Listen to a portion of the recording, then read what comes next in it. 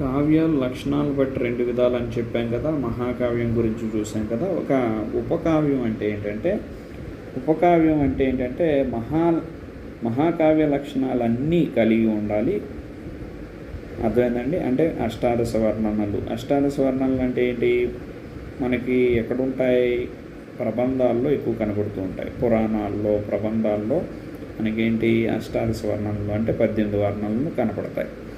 అట్లాగే ఇతిహాసం నుంచి వస్తువు తీసుకోవాలి. అట్లాగే నాయకుడు కూడా ధీరోదాత్తుడై ఉండాలి. కాకపోతే ఇక్కడ ఏంటంటే సర్గలు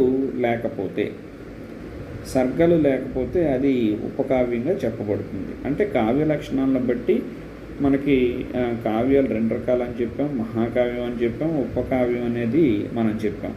ఇలా కంటెంట్కి సంబంధించి, తెలుగు సాహిత్యానికి సంబంధించి మరిన్ని వీడియోలను మీకు అందిస్తాం. మన ఛానల్ని సబ్స్క్రైబ్ చేయండి, లైక్ చేయండి, షేర్ చేయండి.